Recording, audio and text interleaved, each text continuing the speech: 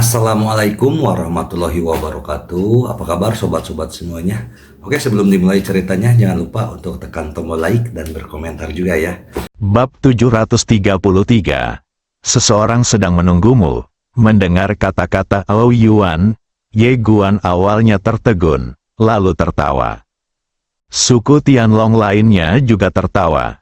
Ao Qian tersenyum tipis, dan dia mengusap kepala kecil Ao Yuan, matanya penuh cinta. Ketika dia berada di klan Tianlong, dia memiliki hubungan yang sangat baik dengan Ao Yuan dan hampir tidak dapat dipisahkan. Namun, kemudian dia secara bertahap mulai mengambil alih beberapa urusan keluarga sebelumnya. Tapi hubungan mereka masih ada.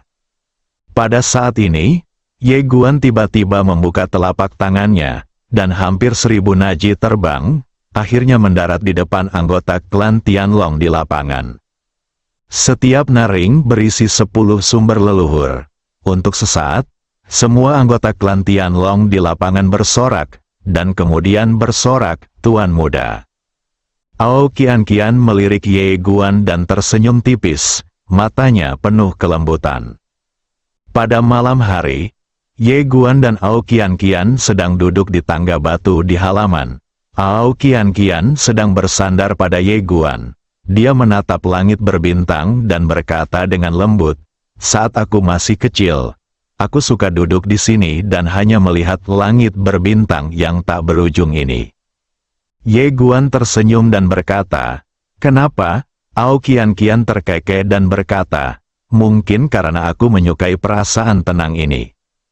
Ye Guan perlahan mengangkat kepalanya untuk melihat langit berbintang. Ao Qian tiba-tiba berkata, "Apakah kamu masih ingat pertama kali kita bertemu?" Ye Guan mengangguk, "Ingat, saya pergi ke Qingzhou untuk mengajukan petisi." Memikirkan hal ini, dia tidak bisa menahan menggelengkan kepalanya dan tertawa. Tetapi segera, dia memikirkan seseorang dan senyumannya perlahan menghilang. Saat itu di Akademi Changlan, ada seorang wanita yang hampir mati demi dia. Ao Qian tiba-tiba berkata, "Aku pergi mencarimu saat itu, tapi itu untuk membalas dendam." Ye Guan tertawa, "Lalu kenapa kamu tiba-tiba berubah pikiran?" Ao Qian tersenyum tipis, "Mungkin karena kamu tampan." Ye Guan terdiam. Ketampanan, dia tidak terlalu memperhatikan hal ini. Bagaimanapun, pria masih perlu mengandalkan kekuatan. Tentu saja dia tetap peduli dengan penampilan seorang wanita. Ao Qian memandang Ye Guan dan berkata sambil tersenyum, "Kamu tahu, ketika aku mengetahui bahwa kamu akan pergi ke Qingzhou untuk mengajukan petisi, aku sangat terkesan. Karena kamu tahu, keluargaan adalah raksasa, dan kamu adalah raksasa, seorang pendekar pedang kecil. Bagaimana bisa Siu terguncang tetapi kamu masih berani melakukan itu?" "Tenang," Ye Guan tersenyum tipis. "Aku sebenarnya tidak yakin saat itu, lagi pula itu hanya pertaruhan.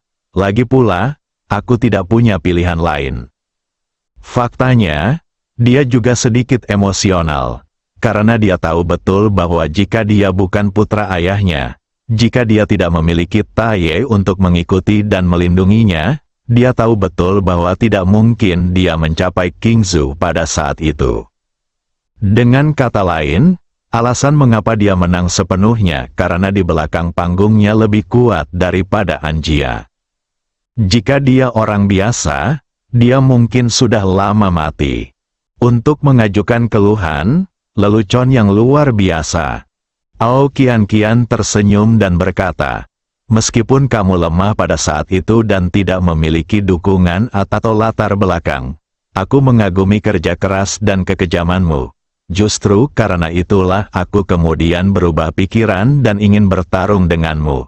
Sebagai seorang teman, saya tidak pernah berpikir bahwa keputusan ini akan menyelamatkan diri saya dan klan Tianlong saya." Dia tahu betul bahwa jika dia tidak berubah pikiran, dia dan klan Tianlong akan menghilang dari dunia. Ye Guan tiba-tiba memegang erat tangan Ao Qian dan berkata dengan lembut, Mungkin, ini yang kita sebut kehendak Tuhan. Kehendak Tuhan memungkinkan kita untuk bertemu dan membiarkan kita jatuh cinta bersama. Ao kian-kian memutar matanya ke arah Ye Guan. Sekarang kamu menjadi semakin fasih. Setelah berbicara, dia dengan lembut memeluk lengan Ye Guan dan berbisik, tapi, aku suka mendengarkan. Ye Guan tertawa. Ye Guan tiba-tiba berkata, ini sudah larut, waktunya istirahat. Istirahat. Setelah mendengar perkataan Ye Guan, wajah Ao Kian-kian langsung memerah. Karena Ao Seng mengatur kamar untuk mereka. Tentu saja, ini juga normal. Bagaimanapun, mereka sudah menikah. Jadi klan Tianlong tidak akan cukup bodoh untuk mengatur 2 kamar untuk mereka. Melihat Ao Kian-kian yang sedikit malu dalam pelukannya, Ye Guan tidak bisa menahan perasaan aneh di hatinya. Dia tertawa, lalu langsung mengusir Tuan Ta, lalu mengambil Ao Kian-kian dan berjalan ke kamar sebelah padanya. Xiao Ta, segera, beberapa suara yang tidak pantas datang dari ruangan. Beberapa hari kemudian, Ye Guan meninggalkan klan Tianlong sendirian. Awalnya dia ingin membawa Ao Kian-kian bersamanya, tapi Ao Kian-kian memutuskan untuk tinggal bersama klan itu terlebih dahulu. Ye Guan tidak banyak bicara tentang ini. Bagaimanapun, perhentian berikutnya adalah kembali ke kota kuno bersama Nalanja. Di dalam aula Tianlong, Ao Kian-kian duduk di tempat pertama, dan tidak jauh di depannya ada sekelompok orang kuat dari klan Tianlong. Ao Seng sedang duduk di sebelah Ao Kian-kian. Ao Kian-kian tiba-tiba berkata, "Paman, saya meminta Anda datang ke sini hari ini karena saya ingin berbicara dengan Anda tentang masa depan klan Tianlong." Semua orang mengangguk dengan cepat, dan salah satu tetua berkata dengan hormat, "Kian-kian, katakan saja. Kami akan mendengarkan." Ao Kian-kian berkata dengan lembut, "Akademi Guangxuan semakin besar. Karena saya, klan Tianlong saya memiliki status khusus di Akademi Guangxuan. Dalam keadaan seperti itu, para murid di klan pasti akan merasa bangga dan melakukan beberapa hal ilegal." Berbicara tentang ini, dia menatap semua orang di aula dan berkata, "Ya." Tidak ada yang berbicara, situasi ini tentu saja ada. Ao Kian-kian tiba-tiba berkata, "Sesepuh, apakah kamu masih ingat Anjia?" Tenang, para naga terdiam. Mereka secara alami ingat bahwa klan Tianlong hampir bergabung dengan keluargaan untuk membunuh Ye Guan. Jika Ao Kian-kian tidak menghentikan mereka, klan Tianlong akan langsung dimusnahkan. Ao Kian-kian berkata dengan tenang, "Xiao Guan ingin membuat perintah, dan kunci dari perintah ini adalah metode Guangxuan. Oleh karena itu, klan Tianlong kami mendukungnya lebih dari keluarga lainnya. Yang terbaik adalah memberi contoh." Ao Seng mengangguk sedikit. "Itu benar, klan Tianlong kami telah menerima perawatan khusus dari Master Pavilion Qin di Akademi Guangxuan. Jika tidak, kami tidak akan pernah memiliki sumber daya sebanyak itu." Setiap tahun, klan Tianlong memiliki 10 kuota untuk Akademi Guangxuan dan Pavilion Xiambao. Dapat dikatakan bahwa Master Pavilion Qin sangat memperhatikan klan Tianlong. Karena begitu Anda memasuki Pavilion Xiambao dan Akademi Guangxuan, masa depan Anda benar-benar tidak terbatas. Anda harus tahu bahwa Akademi Guangxuan dan Pavilion Xiambao telah berkembang secara eksternal. Dalam hal ini, orang-orang yang keluar dari Akademi dan Pavilion Xiambao dapat menjadi penting. Tentu saja, inti dari klan Tianlong adalah Ao Kian-kian. Ao Kian-kian melanjutkan, "Selain itu, klan Tianlong kita juga harus siap secara mental, yaitu di masa depan, ketika Xiao Guan membentuk tatanan baru, hal itu dapat mempengaruhi kepentingan banyak kekuatan. Jika saatnya tiba, saya, Tianlong Clan, jangan keluar untuk menimbulkan masalah." Ao Seng tersenyum dan berkata, "Jangan khawatir Kian-Kian, kami tidak akan menahanmu, apalagi mempersulitmu. Jika ada hari seperti itu, aku, klan Tianlong, pasti akan menjadi orang pertama yang mendukung Xiao Guan dan Anda." Para tetua lainnya juga mengangguk. Jika Ao Kian-Kian tidak menikah dengan Ye Guan, mereka pasti akan mengutamakan diri mereka sendiri dan keluarganya. Tapi karena Ao Kian-Kian menikah dengan Ye Guan, mereka ingin berpikir lebih jauh. Jika Ye Guan dan Ao Kian-Kian memiliki anak di masa depan, maka harta peri ini, paviliun dan Akademi Guangxuan mungkin bukan milik anak ini. Meskipun hal ini agak banyak untuk dipikirkan saat ini, bukan tidak mungkin. Ao Kian-Kian mengangguk sedikit. Yang harus kita lakukan sekarang adalah menahan anggota klan dan membiarkan mereka bersikap rendah hati di luar. Jika ada pelanggar hukum, mereka harus dihukum berat dan tidak bisa ditoleransi. Ao Seng mengangguk. Jangan khawatir tentang ini, kami orang tua akan mengawasi anggota klan. Ao Kian-Kian tiba-tiba membuka telapak tangannya, dan cincin naik perlahan terbang di depan Ao Seng.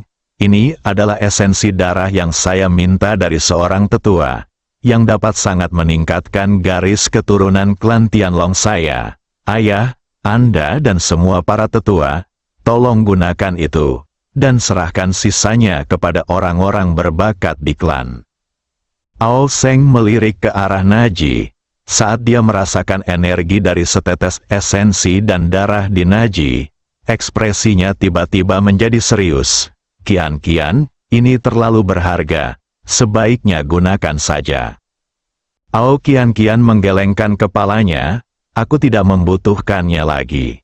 Dengan bantuan Arya dan Xiao Bai, garis keturunannya telah ditingkatkan hingga batasnya, dan tadi malam, setelah melangkah lebih dekat ke Ye Guan, kekuatan garis keturunannya telah meningkat pesat lagi. Garis keturunan menentang dia tidak bekerja sama sekali. Mendengar perkataan Ao Kian-Kian, Ao Seng ragu-ragu sejenak, lalu berkata, "Kian-Kian, sudah seberapa jauh jangkauanmu sekarang?" Setelah mendengar perkataan Ao Seng, semua naga di lapangan memandang ke arah Ao Kian-Kian. Ao Kian-Kian berpikir sejenak, lalu berkata, "Jika saya ingin menghancurkan klan Tianlong sekarang, itu adalah masalah yang sangat sederhana." Naga, kuil Guangxuan, Nalanjia, yang sedang menangani tugas resmi, tiba-tiba mengangkat kepalanya perlahan. Ada seorang pria berdiri di depan pintu aula, itu adalah Ye Guan. Nalanjia meletakkan pena di tangannya dan berkata sambil tersenyum, "Kembali." Ye Guan mengangguk, berjalan ke arah Nalanjia, lalu berkata sambil tersenyum, "Sudah waktunya kita kembali ke kota kuno." Nalanjia tersenyum cerah dan berkata, "Oke." Saat dia mengatakan itu, dia melihat ke samping Li Banzi. "Bibi Li, aku akan menyerahkan urusan akademi padamu selama periode ini." Li Banzi tersenyum tipis dan berkata, "Pergilah." Ye Guan menarik Nalanjia dan berjalan menuju luar aula. Li Banzi melirik mereka berdua, tersenyum, lalu melanjutkan sibuk. Di luar aula, Ye Guan tiba-tiba berkata, "Xiao Jia, aku ingat kamu adalah penguasa pavilion Xiambao." Nalanjia menggelengkan kepalanya, "Aku terlalu sibuk." Ye Guan merasa sedikit tertekan, "Terima kasih atas kerja kerasmu." Nalanjia menggelengkan kepalanya sedikit, "Tidak ada. Pekerja keras sebenarnya adalah ibuku. Sebelumnya, dia tidak hanya harus mengurus pavilion Xiambao, tetapi juga akademi. Sungguh melelahkan." Ye Guan tersenyum dan berkata, "Sekarang aku mengerti mengapa ayah melepaskannya begitu cepat." Nalanjia juga menggelengkan kepalanya dan tersenyum. Ye Guan tiba-tiba mengangkat kepalanya dan melihat ke kejauhan, dan berkata dengan lembut, "Kota kuno. Aku sangat merindukannya."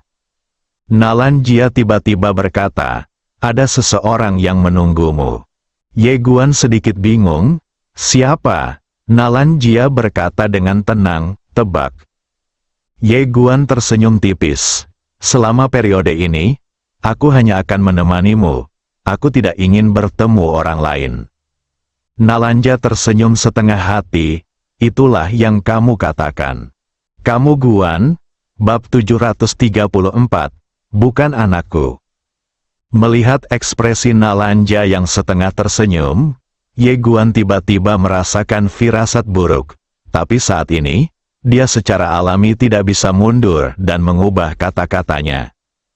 Namun, dia juga memiliki keraguan di hatinya. Siapa yang akan menungguku? Dalam hal hubungan, Anda relatif berpikiran tunggal, bukan? Ye Guan menggelengkan kepalanya dan tidak terlalu memikirkannya. Segera, keduanya tiba di kota kuno. Karena keduanya tidak ingin membuat terlalu banyak keributan, mereka tidak memberitahu suku Ye dan Nalan sebelumnya. Di jalanan kota kuno yang sepi, Ye Guan menarik Nalanjia dan berjalan perlahan. Kedua sisi jalan sangat ramai. Karena pernikahan Ye Guan tahun itu, Qin Guan langsung memperluas kota kuno tersebut. Oleh karena itu, kota kuno saat ini cukup makmur. Kemunculan Ye Guan dan Nalanjia langsung menarik perhatian banyak orang di sekitarnya. Lagi pula keduanya sangat tampan, terutama Nalanjia laki-laki, tapi juga Nalanjia. Alasan mengapa orang-orang di sini tidak mengenali Ye Guan dan Nalanjia adalah karena mereka hampir tidak pernah kembali sejak meninggalkan kota kuno. Meskipun beberapa orang merasa bahwa Ye Guan dan Nalanjia di depan mereka tampak akrab, semua orang merasa bahwa mereka tampak akrab familiar, tidak memikirkannya secara mendalam. Saat ini, Nalanjia tiba-tiba menarik Ye Guan ke sebuah warung kecil. Nalanjia tersenyum dan berkata, "Ini 2 mangkuk mie Yang Chun." Karena itu, dia langsung menarik Ye Guan untuk duduk di kursi kayu di dekatnya. Kedatangan kedua orang tersebut langsung menarik perhatian beberapa pengunjung. Melihat pandangan sekelilingnya, Ye Guan tiba-tiba berdiri dan tertawa.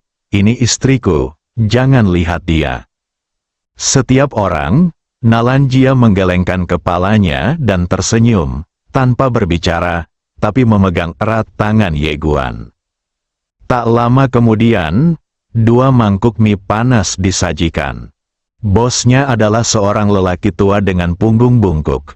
Ketika dia meletakkan wajahnya di depan mereka berdua, dia kemudian menatap Nalanja. Dia ragu-ragu dan kemudian berkata, "Gadis ini, kamu terlihat familiar bagiku."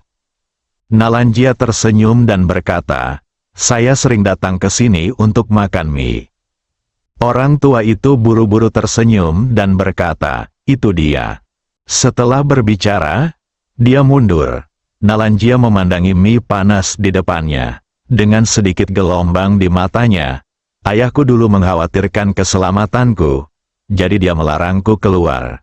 Setiap kali aku menyelinap ke sini untuk makan mie." Berbicara tentang ini, dia menggelengkan kepalanya dan tersenyum. "Saya masih muda saat itu. Saya tidak memiliki banyak kekhawatiran, dan kebahagiaan saya sederhana. Semangkuk mie sudah cukup." Ye Guan berkata dengan lembut, "Kita berkultivasi, menjadi semakin kuat, hidup lebih lama dan lebih lama, dan hal-hal yang dulu kita pedulikan mungkin menjadi semakin tidak terlihat. Harga dari pertumbuhan adalah terus-menerus membuang apa yang pernah kita pedulikan. Hal-hal yang kamu pedulikan." Setelah mengatakan ini, dia menoleh ke arah Nalanja dan berkata dengan lembut, "Tidak peduli bagaimana masa depan berubah, cintaku padamu tidak akan pernah berubah." Xiaota, Nalanjia memutar matanya ke arah Ye Guan dan berkata, "Kasihan bicara." Meski begitu, ada senyuman menyentuh di wajahnya. Ye Guan tertawa dan mulai makan mie. Nalanjia juga menggerakkan sumpitnya.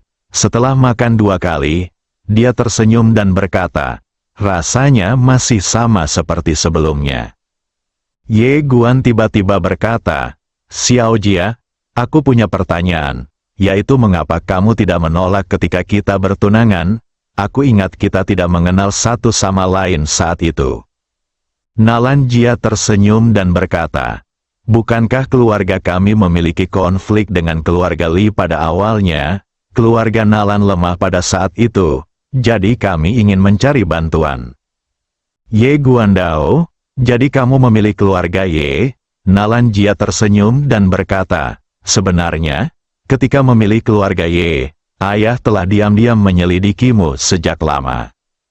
Ye Guan berkedip, "Aku lulus ujian ayah mertuaku."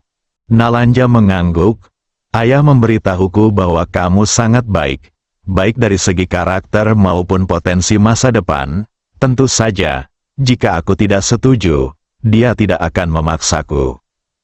Ye Guan tersenyum dan berkata, "Kamu masih setuju?" Nalanja berkata dengan lembut, "Saya harus melakukan sesuatu untuk keluarga." Ye Guan terdiam.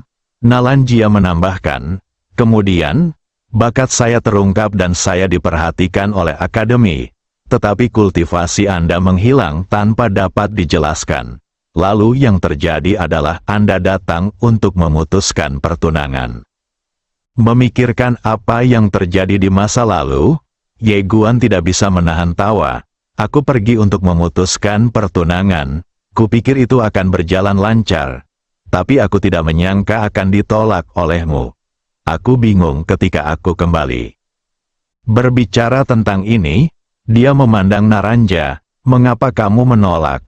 Nalanjia berkata dengan lembut, "Saat itu, keluarga Nalan kami terhindar dari beberapa bencana karena pernikahan kami dengan klan Ye. Hubungan ini selalu dikenang oleh keluarga Nalan kami. Nanti, ketika kultivasi Anda menghilang, itu adalah titik terendah dalam hidup Anda. Jika tidak adil bagi keluarga Nalan kami untuk membatalkan pertunangan kami dengan Anda." Ye Guan tersenyum sedikit. Tidak peduli apa, akhir ceritanya bagus sekarang. Keluarga Nalan memandang Ye Guan dan berkata sambil tersenyum, "Sekarang sepertinya akulah yang telah mencapai level yang lebih tinggi." Naik tinggi, faktanya, setelah identitas Ye Guan terungkap, saya tidak tahu berapa banyak kekuatan yang iri dan iri pada orang Nalan, karena ini memang pendakian tingkat tinggi. Suku Nalan hanyalah sebuah keluarga kecil di tempat kecil. Namun karena pernikahan tersebut, mereka langsung menjadi keluarga super kaya di jagat raya. Meskipun kekuatan mereka secara keseluruhan tidak sekuat itu, status mereka tidak sebanding dengan kekuatan lain. Bagaimanapun, Nalanjia sekarang adalah penguasa pavilion Xiambao dan juga mengendalikan Akademi Guangxuan. Nyonya paling berkuasa di alam semesta. Dan semua ini bukan karena seberapa kuat dan baik orang Nalan, tapi hanya karena mereka menikah dengan baik. Mendengar perkataan Nalanja, Ye Guan tertawa. Dia memegang erat tangan Nalanja dan berkata dengan lembut, "Bisa menikah denganmu adalah hal yang paling membahagiakan dalam hidupku, Ye Guan."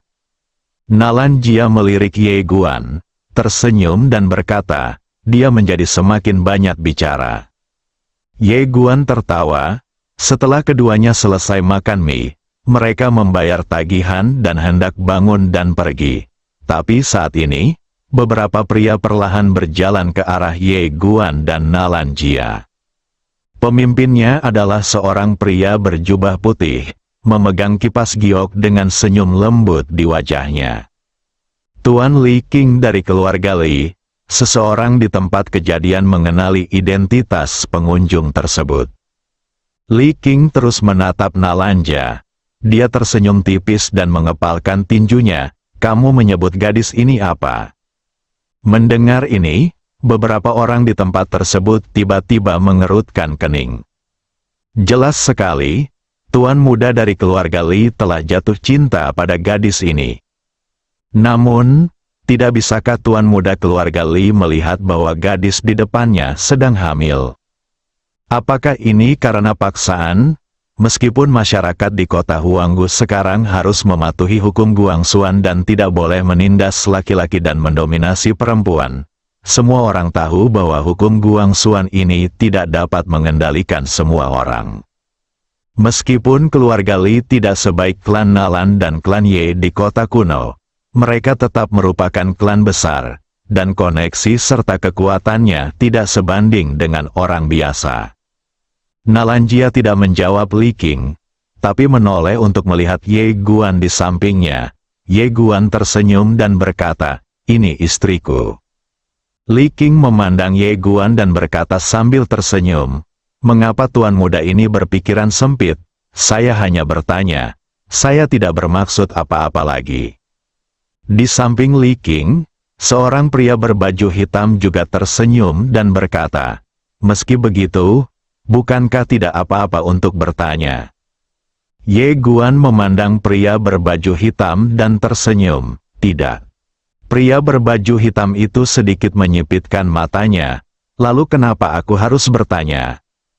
Ye Guan hendak mengambil tindakan, tapi dihentikan oleh Nalanjia. Dia tersenyum tipis dan berkata, "Bagaimana mereka pantas menerimamu untuk mengambil tindakan?" Setelah mengatakan itu, dia memandang Li Qing dan berkata, "Apakah kamu dari keluarga Li?" Li Qing tersenyum dan berkata, "Ternyata gadis itu juga tahu tentang keluarga Li." Nalanjia bertanya lagi, "Siapa kepala keluarga Li sekarang?" Li Qing sedikit mengernyit, "Mengapa kamu menanyakan hal ini?" Pada saat ini, sebuah bayangan tiba-tiba muncul di belakang Nalanjia. Bayangan itu membungkuk dengan hormat dan berkata, "Master Pavilion, kepala keluarga Li saat ini adalah Li San, yang juga merupakan tetua Akademi Nanzu Guangxuan." Nalanjia berkata dengan tenang, "Saya pikir Tuan Li Qing ini sangat luar biasa. Mari kita periksa dan lihat apakah dia pernah melakukan sesuatu yang ilegal sebelumnya." Hantu itu membungkuk hormat. Segera, setelah berbicara, dia mundur. Saat ini, ekspresi Li Qing berangsur-angsur menjadi serius. Dia menatap Nalanjia, "Siapa kamu?" Nalanjia tidak menjawab pertanyaan ini, tapi menarik Ye Guan ke kejauhan, dan di saat yang sama berkata, "Biarkan Li San datang ke suku Nalan untuk menemuiku. Aku ingin penjelasan." Suku Nalan mendengar perkataan Naranja.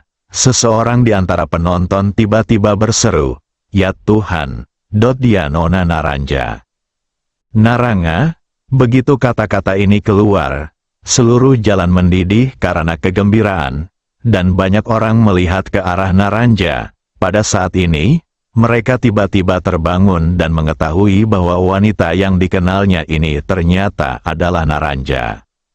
Nyonya Guangxuan Universe hari ini, pada saat ini, Li Qing dan yang lainnya merasa seperti disetrum listrik, dan mereka langsung jatuh ke tanah. Pada saat ini, orang lain berkata, "Pemuda itu, dia adalah Tuan Muda Ye Guan." "Hai Guan," begitu kata-kata ini keluar, seluruh jalan langsung mendidih. Ye Guan bisa digambarkan sebagai sosok legendaris di kota kuno. Tidak peduli apa identitasnya, orang-orang di kota Huanggu hanya tahu bahwa dia keluar dari kota Huanggu. "Hai Guan, Naranga," mereka kembali. Untuk sementara waktu, berita menyebar ke seluruh kota kuno seperti wabah, dan kemudian banyak orang bergegas menuju Naranja. Di jalan, Li Qing pingsan di tanah, wajahnya pucat. Para pemuda di belakangnya juga pucat dan putus asa. Saya dan yang lainnya pergi untuk berhubungan dengan Nalanja di siang hari bolong. Ini sudah berakhir, keluarga Li. Ketika Li San, kepala keluarga Li, menerima kabar tersebut, tubuh Li San yang berbobot lebih dari 200 kg ambruk ke tanah, dan wajahnya sepucat kertas. Di depan Li San, lelaki tua yang melaporkan berita itu berkata dengan suara gemetar, Tuan Pavilion Nalan berkata bahwa dia ingin Anda pergi ke suku Nalan dan memberinya penjelasan. Dan Tuan Muda King, dia, Lisan tiba-tiba berkata dengan lembut, ada sesuatu yang sudah lama aku keluhkan, dan inilah waktunya kebenaran terungkap. Orang tua itu memandang Lisan dengan bingung. Lisan menambahkan, sebenarnya, Li King bukan anakku. Bersambung.